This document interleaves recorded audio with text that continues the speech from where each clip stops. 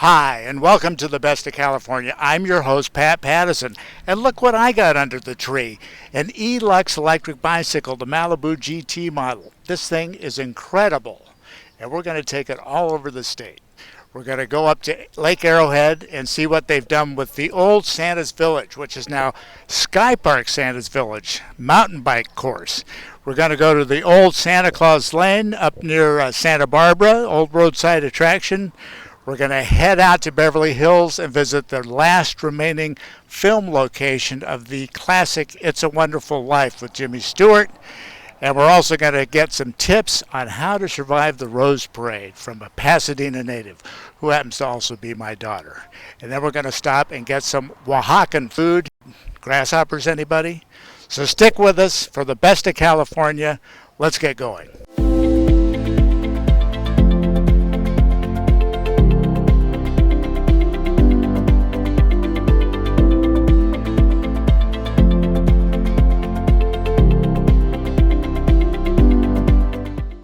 Okay, I'm excited about this new Elux bike. Let's go check out some Santa Clauses. We're here at Skypark Santa's Village. We're going to show you around. Unbelievable what they've done here. Bill Johnson and his gang. Let's take a look. So here we are in one of the old bumblebees that used to be flying around here, and more incredibly is one of the original mushrooms. I remember these from when I was a kid back in the 50s. So we got 50s, we got later, and pretty soon bikes are going to be going around those tracks. And ooh, check it out, it matches my shoes. Another great thing about Skypark Santa's Village, a lot of physical activity. You can see the kids climbing the rocks behind me. There's all the pedal cars, there's bikes. A lot of exertion, a lot of fun, back out from under the virtual reality and all the superheroes, passive entertainment. I'm getting into opinions now. But I love the fact that they've done all this here, and the family can come and work up a sweat. Pretty cool and have fun. And I'm excited that I'm here with Brad Laughlin, Assistant General Manager of Santa's Village, Skypark Santa's Village. That's right. Now, Brad, when I got here, there's everybody in line with a bike. What's going on with that? Yeah, so the original Santa's Village property closed down in 1998. We got the property and reopened it in 2016.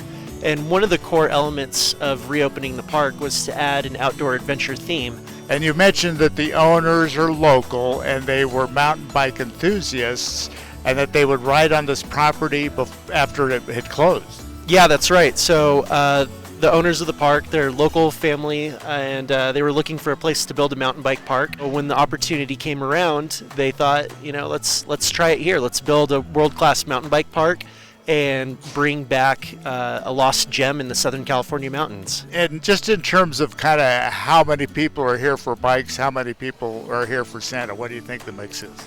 Yeah, so this time of year it's about 50-50. As we go into the November months and we really concentrate on the Santa's Village part of the park, it tends to get a lot more family engagement. And as the weather, warms up during the spring and the summer, then it kind of turns into mountain biking. But really the park's starting to level out and figure out how to operate smoothly throughout a year-round model. Yeah, and you've got pumpkins in the pines right now, so I'm assuming, like Disneyland at Knott's Berry Farm, you kind of theme things to the season. What other things happen during the year?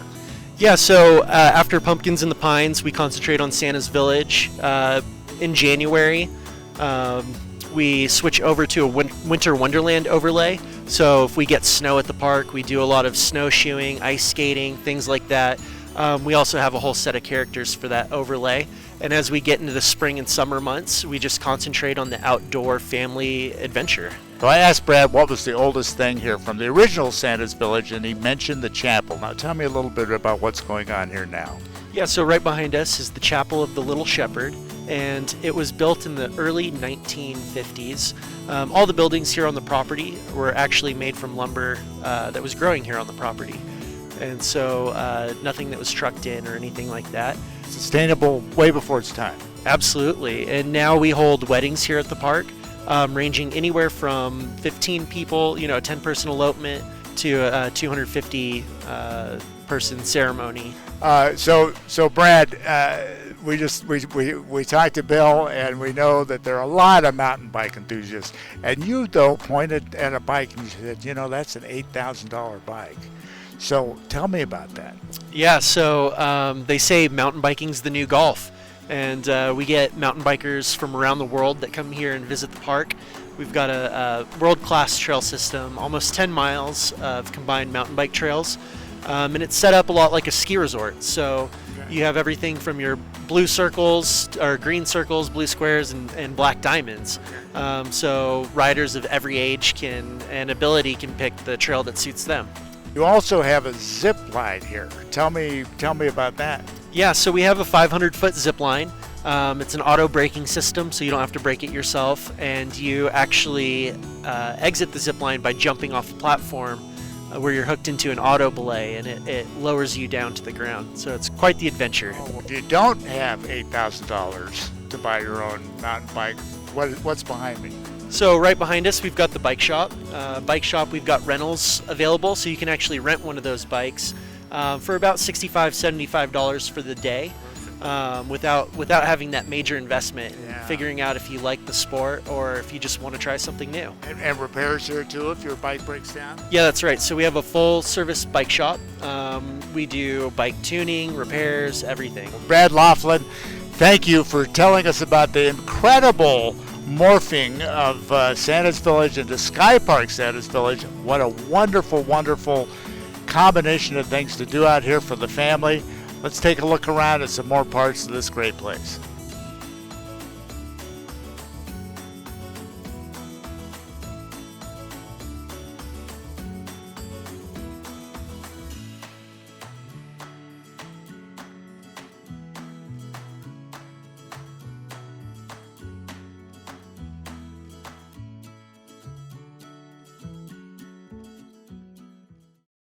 I love what they've done to the old Santa's Village up there at Skypark. Mountain bikes, who knew? Let's go to the next one. And we're here at Santa Claus Lane. Only now it's Padera Beach Village.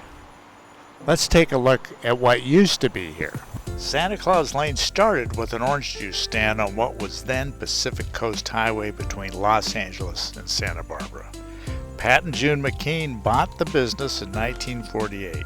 And by 1950 started theming new buildings. Next to the juice stand were a toy store, a joke shop, a candy store, 3 Santa-themed places to eat, and a children's train. The roadside attraction had a post office to postmark mail from Santa Claus, California. Standing guard above it all was a giant Santa popping out of a giant chimney. But soon after the 101 freeway replaced PCH, tourists zipped by Santa and the area fell on hard times.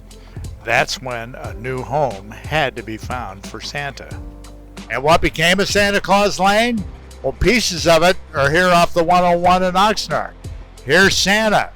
Used to be coming down the chimney, the world's largest half of Santa Claus, it's called. And it's now the starting point of the Santa to Surf 5K run.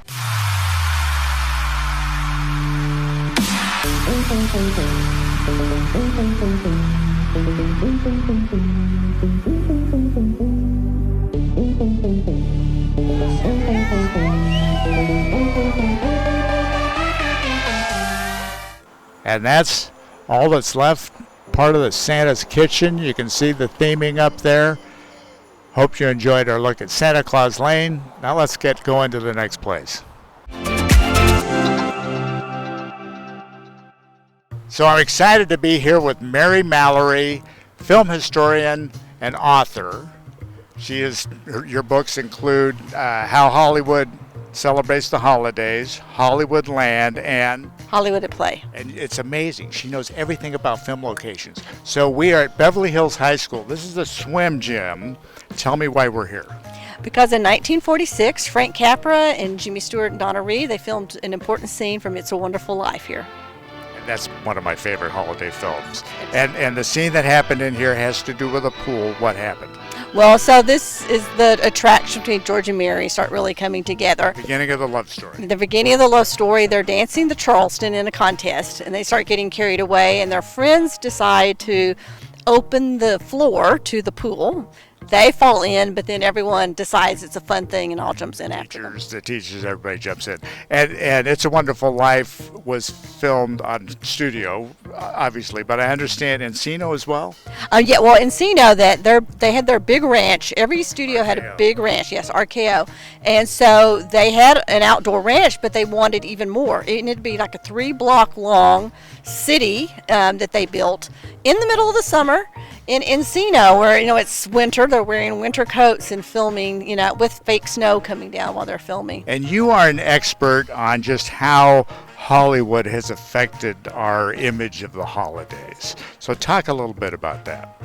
Well, I mean, Hollywood indirectly and directly have affected how we view the holidays. I mean, movies in particular, family gatherings, how you decorate. Same way with still photos of about showing sort of the styles from regular Christmas trees to the 60s aluminum trees.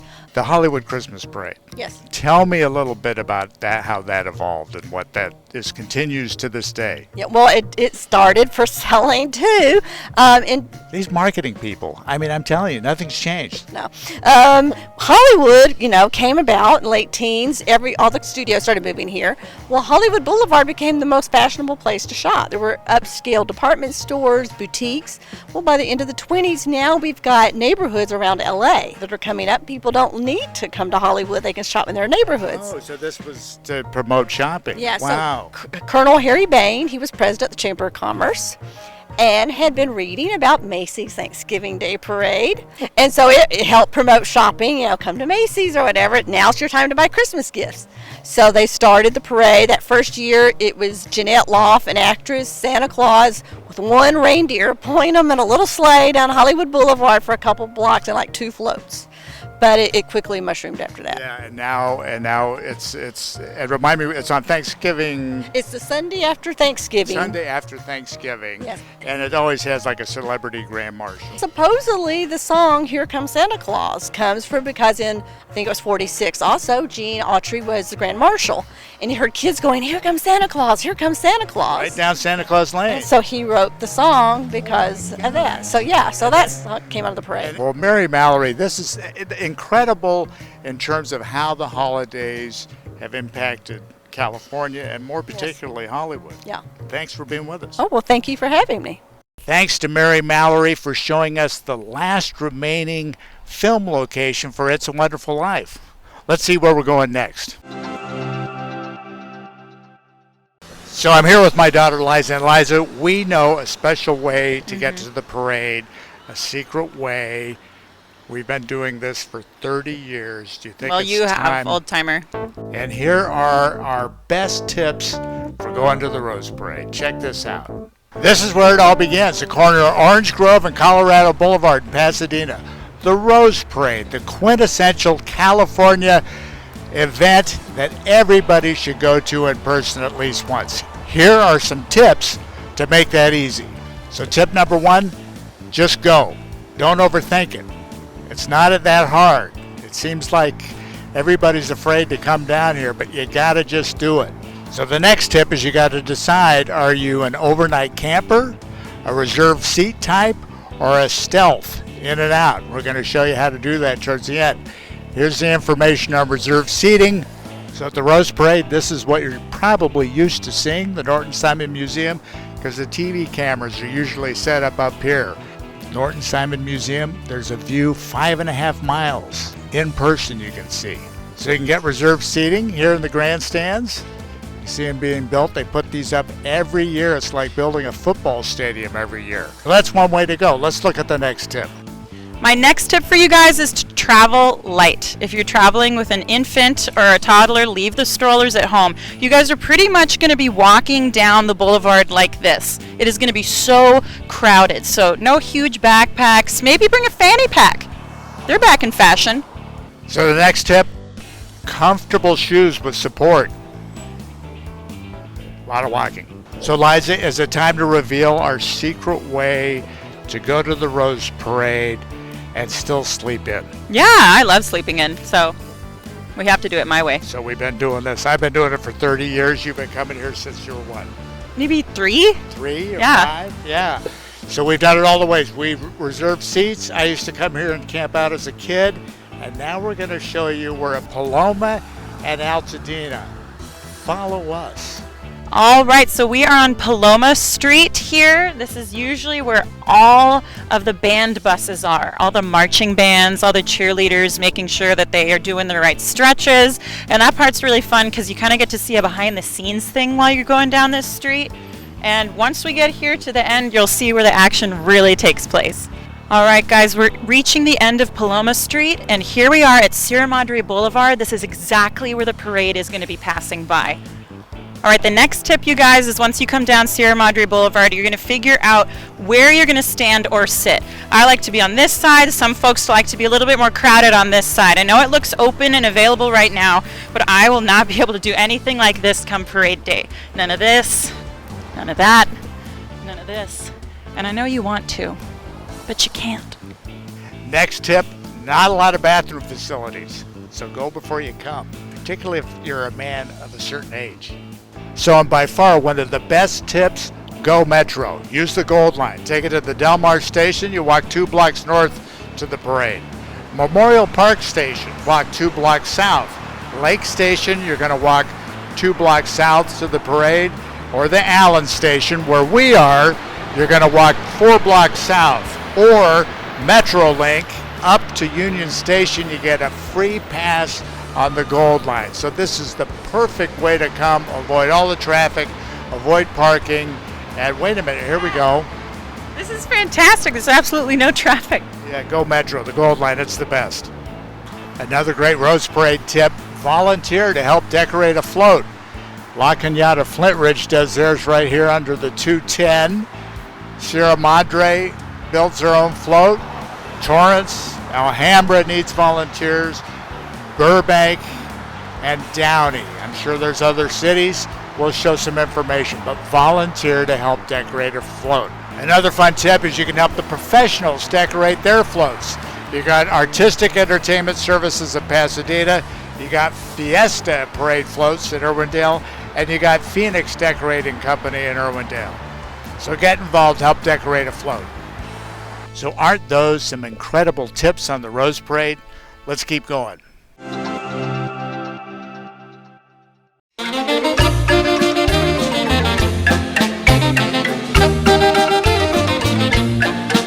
And we just discovered the greatest Oaxacan restaurant, and pronounce it for me, Adela. Kia Dine. Kia Dine, and we're on what street here? We're on Venice. Venice. We're on Venice. Santinella Boulevard. Venice and Santinella. And Adela has been the most wonderful waitress for us, and Oaxacan food. Tell me what the special. We had the mole, and what are some other specialties? Yeah, we have the mole negro and mole coloradito. These are the best popular moles from Oaxaca. And we have the tlayuda mixta too, and the tacos de barbacoa. That's fabulous dishes for Oaxaca. Wow. Yeah. And I had the vegetarian enchiladas, and I had to notice, and I know a little something about Oaxaca, that we can also get grasshoppers here. Yeah, we have grasshoppers here. Yeah, their taste is so very good. Sour, salty, and garlic flavor. Yeah, that's fabulous. Wow. So thank you, Adela.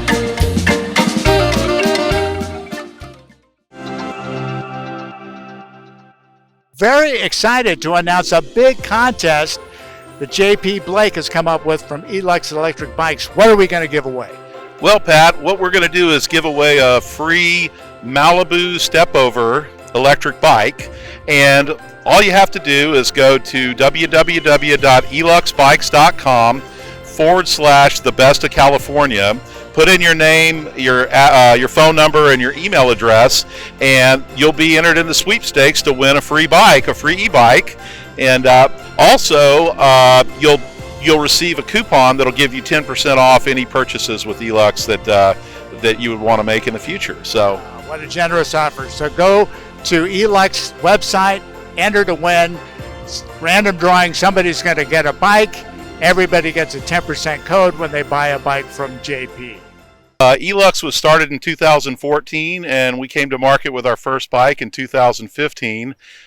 Jerry Bridgman is my partner. He's a co-founder, and he's been involved in the e-bike world since the early 2000s. So I was really fortunate to partner with him. Yeah. Back when everybody, I'm sure, was saying, "What the heck are you doing?" And now they're going, "Hey, can I get in?" Exactly. When he started, he said he went for 6 months without seeing another e-bike down on the boardwalk in Huntington Beach. So yeah, it's really something. And I'm sure there's a bit of a boom going on with this. Who's your normal customer for this bike? Yeah, it's pretty crazy right now. Our typical customer is 35 to 70 years old. They're doing pretty well financially. They're typically men, but they're either married or in a relationship, and a lot of times they'll buy a bike for their wife so she could keep up with them on their road bike. Or but then once she gets one, she's outrunning them, so they have to get one so they can keep up with her. So they got to share, and we're all about sustainability, and the environmental benefits of something like this have got to be huge. Yes, sir, that's true. There's a lot more people that are using e-bikes as a main mode of transportation to get to work, and a lot of our customers are riding them every day just to get to work. They're saving on gas, and they're help save pollution and things of that nature as well. So getting another car off the road. Well, JP, I appreciate you letting us use this for our episode. Check out Elux Electric Bikes. We're going to show their information right here. They're in Fountain Valley. They have dealers all over the country. I appreciate JP Blake. Talk to you soon. And that's this episode. Remember to like us on Facebook, subscribe to our YouTube channel, and tell us why you're the best of California, and we'll come cover you.